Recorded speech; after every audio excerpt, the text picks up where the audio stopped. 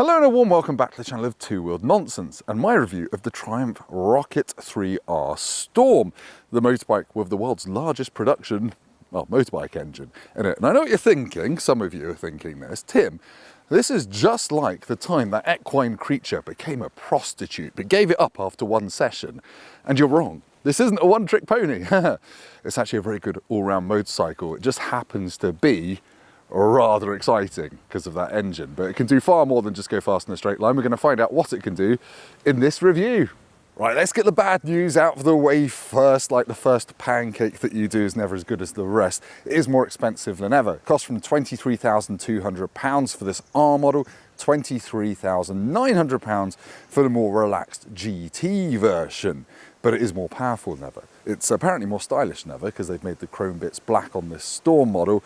But essentially, the Rocket fundamentals are the same as they've been since the second gen bike came out in 2021. You've got an aluminium frame, you've got a single-sided swing arm, you've got a massive 240 section rear tyre, and that's partially responsible for this bike holding, I think it's still the Guinness World Record for acceleration for a motorbike, 2.67 seconds to 60 miles an hour, a whopping wide front tyre as well, and it weighs just under 300 kilos. So it is a big bike, and we'll get to why in a minute, but I still think it looks amazing. I'm actually really enjoying the blacked out components on this. Apparently they did this because everyone that bought the Rocket 3 before the Storm came out wanted the black bit, so they've just given it to you as standard. So black exhaust headers, all the chrome is gone, black, black, black, black, black, everything is black, including my soul. Now, before we go on, I just want to do a quick shout out to Jeremy from Brisbane, who said, would you give me a shout out? Yes, I will, because he's just bought one of these.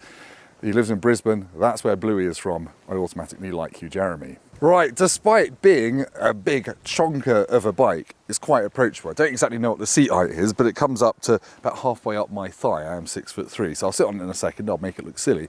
But first of all, because I said this bike isn't all about going fast in a straight line, we should talk about the things that Triumph has done to this bike to make it handle and stop exceptionally well. So it's got Brembo styling calipers up front. That doesn't always mean a bike is going to be razor sharp on the brakes, but this is, and it does need to be. Very big, heavy bike, goes very fast. It's also got a radially mounted rear caliper. You can't really see it, it's through there. So it hasn't got an axial rear brake, it's a proper radial caliper on the back. It's a Brembo, it's not a styleamer, but it is basically what you used to have on the front of a Daytona 675. Very useful on a big heavy bike. You've got fully adjustable high quality Showa suspension. It actually rides really well for the type of bike it is, which doesn't have a lot of wheel travel, but compared to that Harley Sportster I had on the channel the other day, this is like a Rolls-Royce Phantom. It's exceptionally smooth. Now the paint schemes, you can now get it in red, blue or black, and the GT model comes in slight reverses of those colours, but when the sun hits it, it pops. Oh yeah, and it says Storm here. But anyway, I know what you're waiting for. You want to see a 6'3" man in full textiles looking dead sexy to sit on this. Sorry, it is raining. There we go. That's what I look like. It's quite a reach to the bars, but you feel like a proper biker. You feel like a roughy-tufty sort. And I have actually had my girlfriend on the back of this. She's about 5'6", and she had absolutely no problem kind of riding briefly to Rikers in comfort. And you've got flip-out pillion pegs, which quite smartly fold away and go up like that so they don't ruin the lines of the bike. Yeah, I like it a lot. Makes you feel a bit butch. I'm not gonna lie, I feel quite butch now, despite the fact I'm wearing fluorescent Gore-Tex jacket and matching trousers. Now, all the stuff up this end of the bike that you look at when you're riding is really quite nice. I like the bar end mirrors. They stay clear most of the time, aren't too vibey. The dash isn't too straightforward to use, but you get used to it using the old Triumph cursor of joy down here. You've got a couple of trips, you can see your MPG readout and all that stuff. You've got rider modes, so you've got rain, sport, road, and you've got an individual customizable rider version.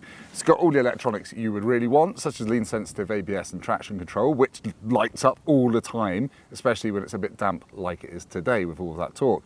Yeah, it's a lovely thing. The only thing I don't really like is under here. It looks lovely, that fuel filler, but you have just got a plastic bit of a key under there. But whatever, you don't want people nicking your fuel, I guess. 18-litre tank, and one thing I forgot to mention is the wheels on this Storm model are 1 kilo lighter than the non-Storm model. I think we should probably talk about the engine. I've been putting it off because whatever, let's do it now. Now, as my old secondary school PE teacher used to say, golly, that's a big one. Yes, it is, 2,458cc of inline triple. That way, it is huge. It's a huge engine, and it's also more powerful than ever. We're up 15 horsepower to 182 horsepower. Torque is up 4 newton meters to 225 newton meters. It is just a ridiculous thing to ride, as we'll find out in a minute. It also really sounds good as well. You get some burbles on the overrun. It's just a feat of engineering. It's completely unnecessary. The bore is 110 mil. I think the stroke's about 82 mil. So if you've not ridden a second gen rocket, it's way revier than it used to be. Power is at 7,000 RPM for that peak power figure. It's just been done through different mapping compared to the previous model. But yeah, it is still probably the reason you buy this bike. But there's so much more to it. Let's stop talking about this. Let's mention quickly that you can get a quick shift or a blipper as an option, because I forgot to say that. Let's bloody ride it, because it says for the ride here. Try if you're doing that thing again where you put your marketing slogans on the bike. I've already bought it, so I haven't, but don't do that. It's naff. Now, just before we go riding, you need to hear this bike. It sounds amazing. It does sound really deep. It has a limiter. Has a limiter in neutral at 2,000 RPM. But anyway, hopefully you'll be able to hear it when we go for a ride, because it just sounds unlike anything else. It does sound industrial in quite a nice way. It sounds like an old proper straight six diesel truck engine or something like that. It is, I don't know, it's a feast for the ears. It's also a feast for the accelerative stomach churning senses as well, as we'll find out once Tim Rodey puts gloves on and pulls his trousers up. Yes, right, first thing you really notice are the pegs, even on this R model, are further forward than you think. They're not proper foot forward controls. They are really just put your feet under your knees. Nothing too scary, nothing too Harley Davidson. Hello cows, thank you for not having sex during my video. But then it's the reach to the bars, and it does just feel so substantial.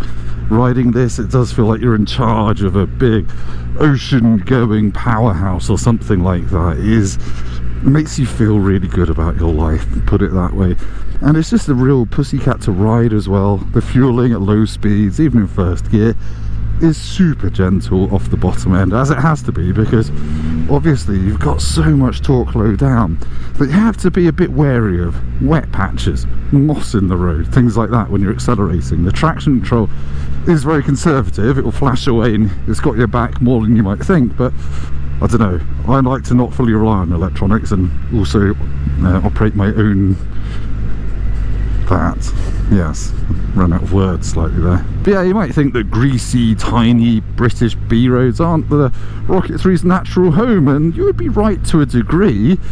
You think, oh, the steering's not that fast, and you know, the fat back tyre and front tyre do tramline over crevasses in the tarmac and things like that, but it's not actually that bad to ride along something like this. And if you need to stop, then you can always stop very quickly indeed. Are you dogging or eating your sandwich?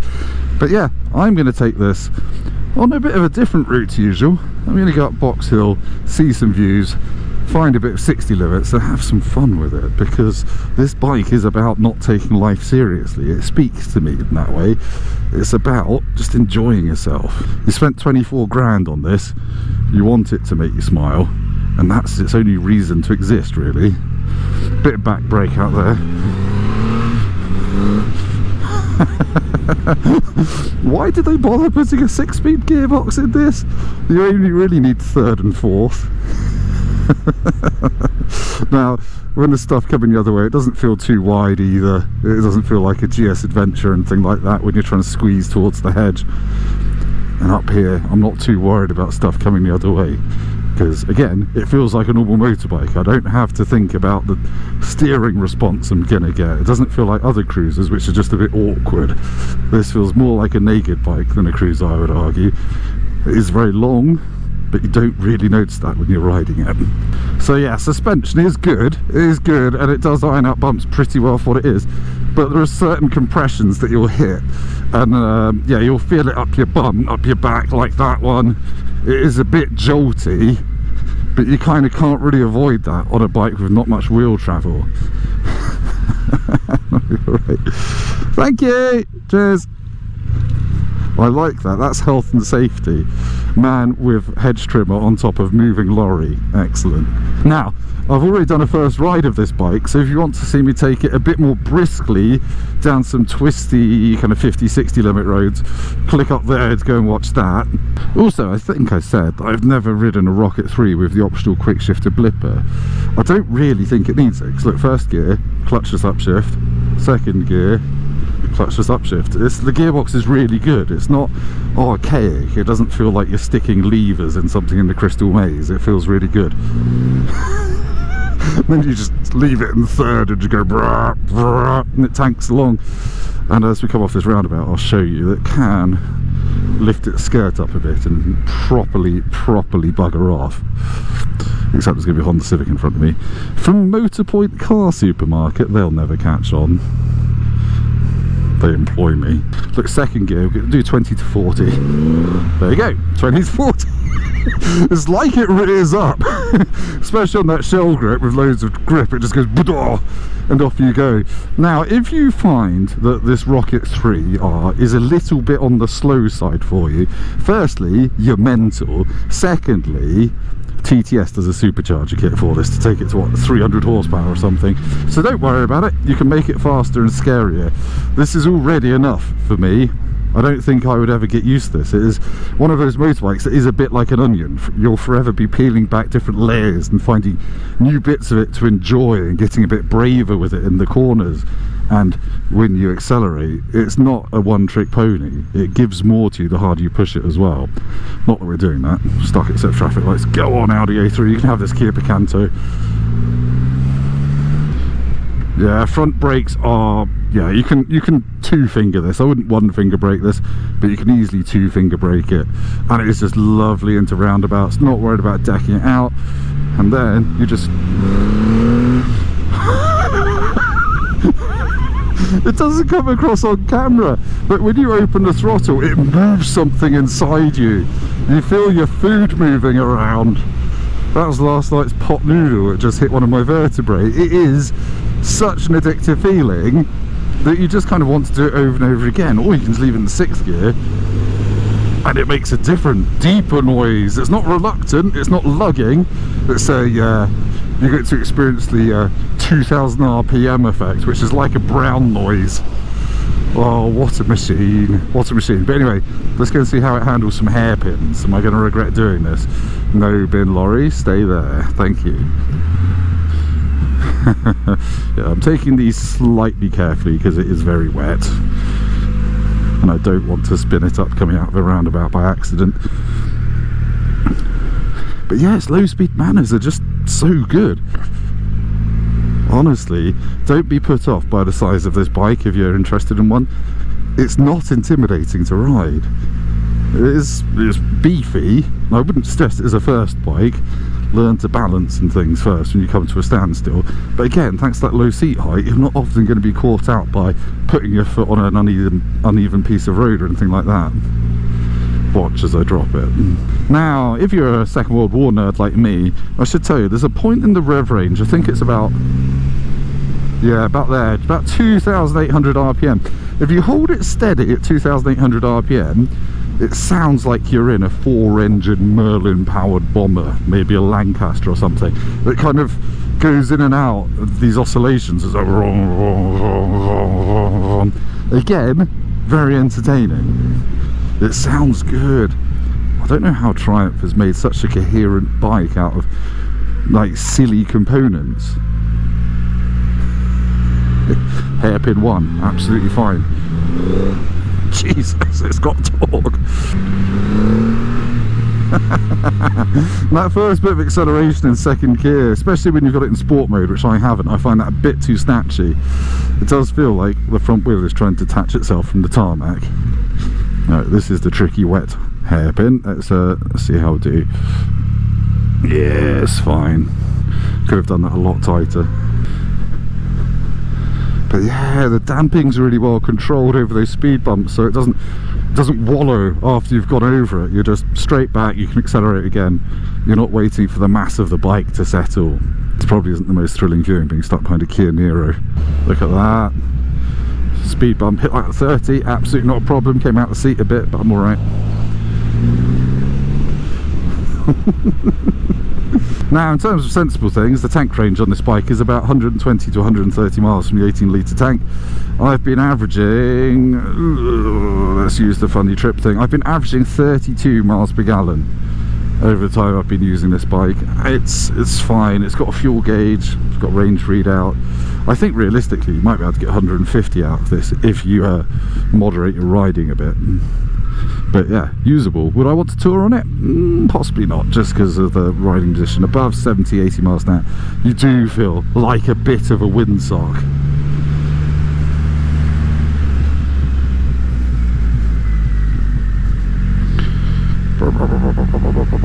This is why I got into motorbiking, coming to National Trust properties and just admiring the view.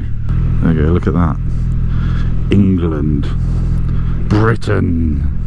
One thing I've not mentioned as well is the clutch is reasonably light as well. It's not too heavy, so again, it's a very easy bike to ride. I think if you passed your direct access and got your big bike license, you could hop on this and be okay. Take it easy, but you'll be okay. Heat. A few people in the comments of my first ride video said, how much heat does it kick out?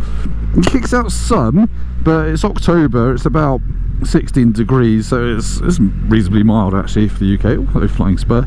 And it does kick out some heat around town, and I've read some comments from people who live in hotter climates that say yes, it can get quite hot in traffic, which I guess is understandable, but I've not found it unbearable. It does come out kind of under your crotch though, so that's something to note. The other thing to note is that the Triumph Cursor block of doom does actually have room around it, so you can get your thumb onto it without hitting the indicators, which is an improvement.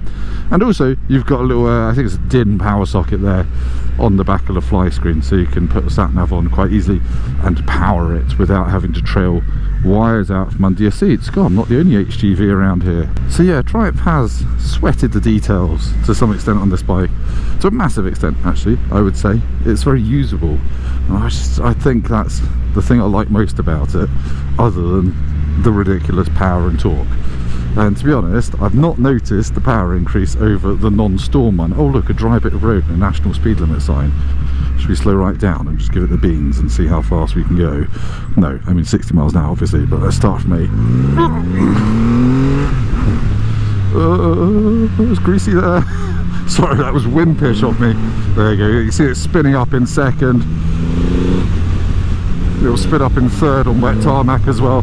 But yeah, you get to a corner and you don't really worry too much about the weight because the brakes are so good, and you don't get loads of feel from the front end, but you get enough to roll it into corners and roll through corners really quite quickly. You can carry some decent speed when it's not wet and covered in leaves. It is just a good bike to ride. Triumph has sorted the handling, obviously they've sorted the engine. You'll be going very fast indeed to feel that extra 15 horsepower. So yes, let's go back to me for conclusion, because I've just gone for an enjoyable ride for me, which is very selfish. Sorry, here's my review of the Triumph Rocket 3R Storm. Right, time to sit down like I'm back at primary school on my bubble on the rug and tell you what I think of the Rocket 3R Storm. It is, if you couldn't guess, an amazing motorbike, and one that I highly recommend you try. Even if you've only got a passing interest in cruisery type bikes, this will redefine what acceleration and torque feels like to you on a motorbike. But it's not perfect. It's not perfect. It's really expensive now, nudging £24,000 before options. It's also still heavy, 300 kilos. And as my old man says, thank you Dad, it could use a reverse gear for getting up slopes. You have to think about where you park it. Even if you've got nice long legs like I have, you don't think you're going to drop it. You just physically can't push it backwards or lever it back. But yeah, it's an amazing bike to ride. It handles really well for what it is. Actually, I'll just say it handles really well. It does feel like a nice, heavy, naked bike. And it never really leaves you panicking in a corner because you've got the brakes, because you've got the suspension to back it all up. Triumph, your engineers are bloody brilliant and deserve a pay rise. They've turned something that shouldn't work into something that really does, something enjoyable, something I've wanted to ride, whatever the weather. So yes, I'm going to give it 9 Tim Roadies out of 10. It's a brilliant bike. Go and buy one. You could probably run it as your first bike, your only bike, if you wanted to. It's livable. And there's a van coming really fast.